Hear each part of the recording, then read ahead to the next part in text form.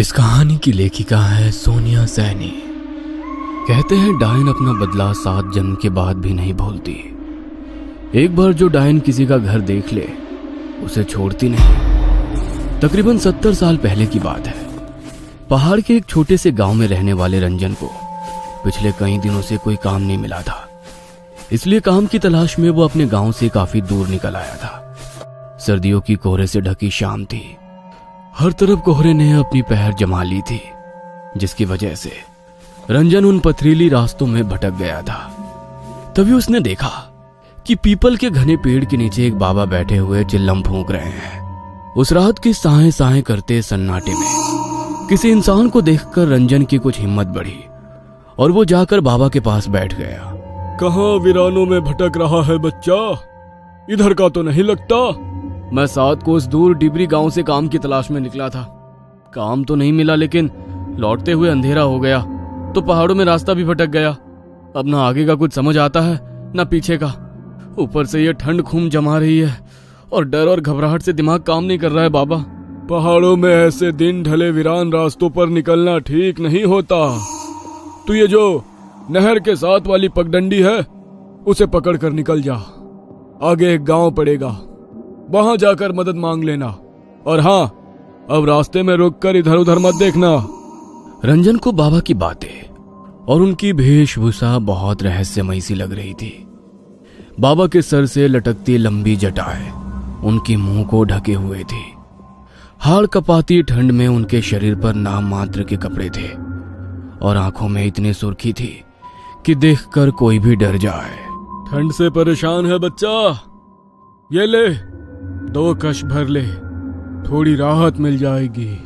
रंजन पहले से ही बहुत घबराया हुआ था। इस समय उसे बाबा की कही बातों को मानने के अलावा कोई और चारा नजर नहीं आ रहा था। थोड़ा सा कुचाते हुए उसने हाथ आगे बढ़ाया और चिल्लम बाबा के हाथों से लेकर 2 गहरे कश खींच लिए। अपनी बात कहने के बाद बाबा फिर से सर झुकाकर अपने चिल्लम सूखने में व्यस्त हो गए। रंजन कुछ पल वहीं खड़ा रहा और फिर चुपचाप बाबा के बताए रास्ते पर आगे बढ़ने लगा। जैसे जैसे वो आगे बढ़ रहा था, पास के जंगल से आती जंगली जानवरों की हो की आवाज से उसके बदन में डर की झुरझुरी सी दौड़ रही थी। अचानक उसे अपने पीछे किसी के कदमों की पात चाप सुनाई पड़ने लगी। इतने सुनसान रास्ते में अचानक कौन मेरे पीछे पीछे चल रहा है? किंतु बाबा ने कहा था मुझे पीछे मुड़कर नहीं देखना है। क्या करूं, कुछ समझ में नहीं आ रहा।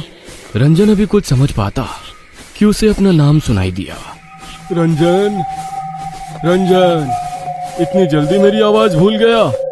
अपना नाम सुनकर रंजन ने चौंक कर पीछे मुड़कर देखा तो उसे अपने ठीक पीछे वही बाबा दिखाई देते हैं।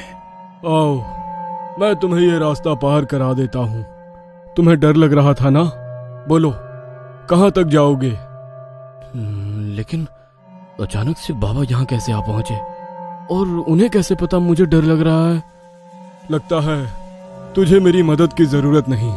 नहीं, ऐसी बात नहीं है। बस मेरा कोई ठिकाना नहीं बाबा। काम की तलाश में निकला था। रात में किसी गांव में डेरा लगा लूंगा, सुबह फिर काम ढूंढने निकलूंगा। इस रास्ते से दाएं घूम जाना, आगे एक जंगल दिखाई देगा। वहां पर एक बूढ़ी रहती है।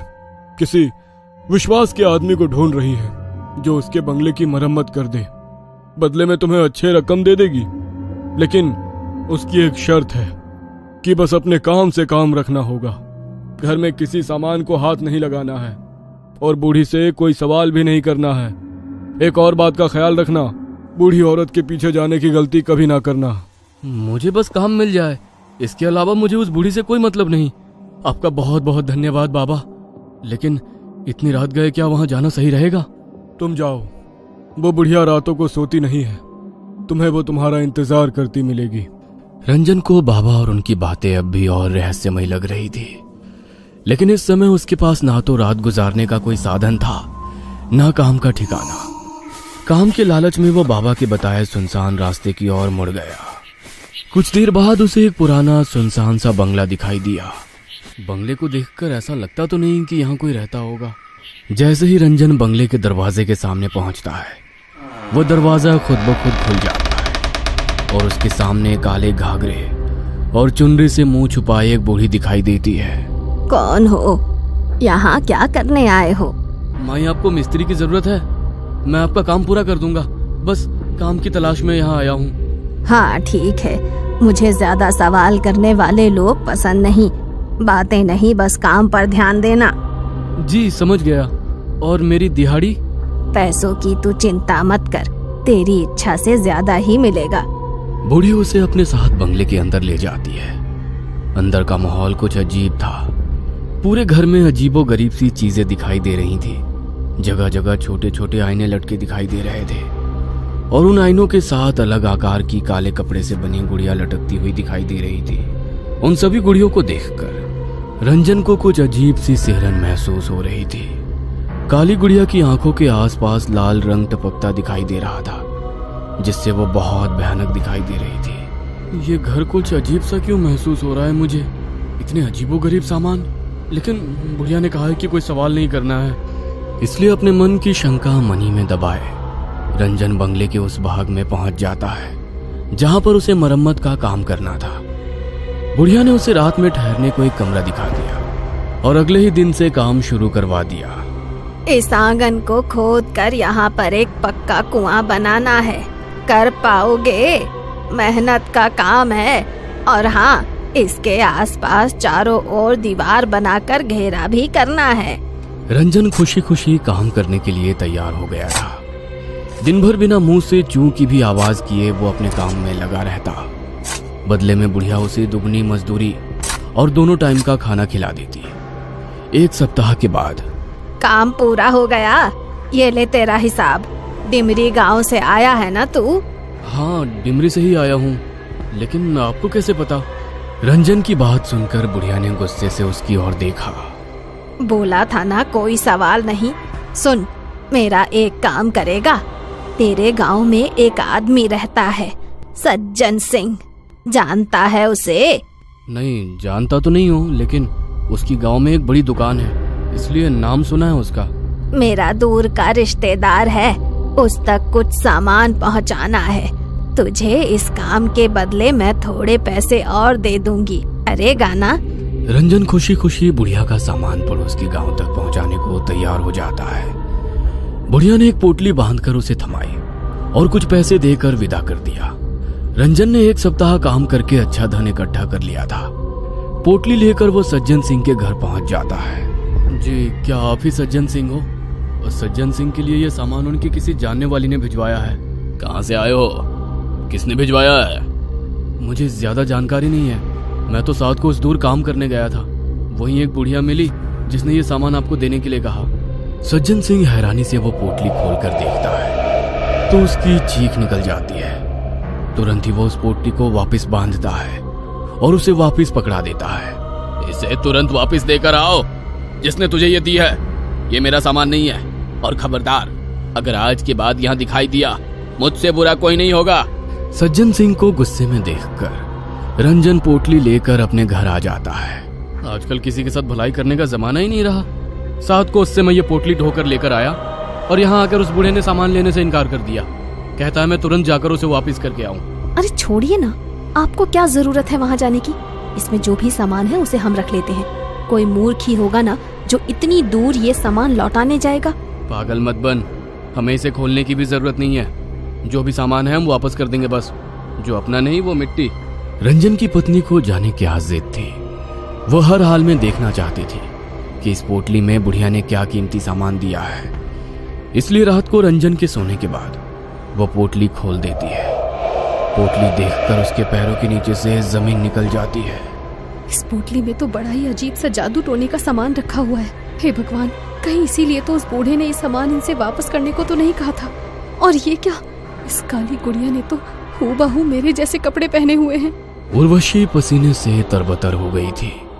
अगली सुबह। सुनिए जी, ये पोटली उस बुढ़िया को वापस देकर आइए, और चाहे जो हो जाए आप वहाँ एक पल को भी ठहरना मत। तूने ये पोटली खोली थी क्या? नहीं नहीं, मैंने कुछ नहीं देखा, बस तुम ये वापस देकर आओ। रंजन वो पोटली लेकर घर से निकलकर अभी कुछ ही दूर पहुंचा था कि सज्जन सिंह के घर से रोने की आवाजें सुनाई दी। अरे भाई, बड़ी बुरी मौत हुई सज्जन काका और उनकी पत्नी की। लगता है किसी ने मारकर फांसी पर लटका दिया हो। लेकिन हैरानी की बात तो ये है कि कमरा अंदर से बंद था। ऐसा कैसे हो सकता है भला? भाई मुझे तो कुछ ऊपर का चक्कर लग रहा है। ये किसी इंसान का काम नहीं हो सकता। हालत देखी थी दोनों की, पूरा शरीर ऐसे मरोड़ा हुआ था जैसे कोई कपड़े की गुड़िया को मरोड़ता है। रंजन को गांव वालों की बात सुनकर एक झटका सा लग गया था।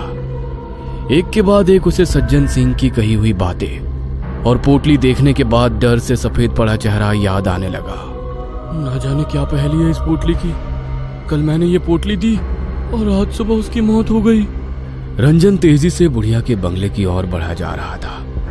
आज जब वो बंगले के सामने पहुंचा तो पाया बंगले के दरवाजे पर एक ताला लटक रहा है और बंगला भी उसे कुछ ज्यादा ही सुनसान सा नजर आया। रंजन अब इस बंगले और बुढ़िया का सच जानना चाहता था, इसलिए वो ताला तोड़कर उसके अंदर घुस जाता है।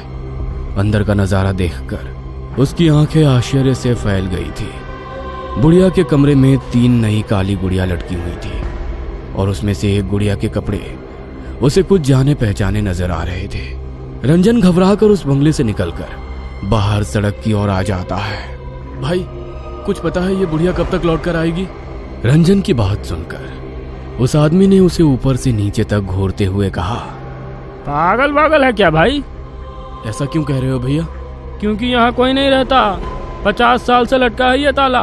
और हाँ, भूत बंगला है ये। रात के समय भटकना भी नहीं उसके आसपास। हाँ। उस आदमी की बात सुनकर रंजन की रीढ़ में ठंडक दौड़ने लगी। क्या? भूत बंगला? भाई मेरे दादा कहते थे किसी डायन का बंगला है ये। इसमें वो तरह तरह के टोटके टोना किया करती थी। एक तांत्रिक था जिसने इस डायन की चोटी काट कर इसे जला दिया था। तब से ये बंगला ऐसे ही पड़ा हुआ है। कहते हैं आज भी रात के समय इस रास्ते से गुजरने वाले लोगों को वो डायन दिखाई दे जाती है और उस तांत्रिक का पता पूछती है। अपने सूखते हलक से रंजन ने अपना आखिरी प्रश्न किया। तांत्रिक? कहाँ रहता है वो तांत्रिक? कुछ मदद कर पाओगे क्या? भाई सुना है उसने इस डायन को मारने के बाद ये काम छोड़ दिया और दूर किसी गांव में जाकर बस गया। उसकी पहचान अब किसी को नहीं पता।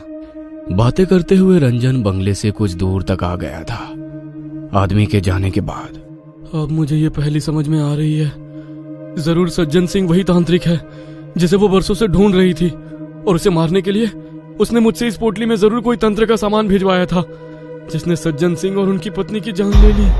लेकिन अब मैं इस पोटली का क्या करूं?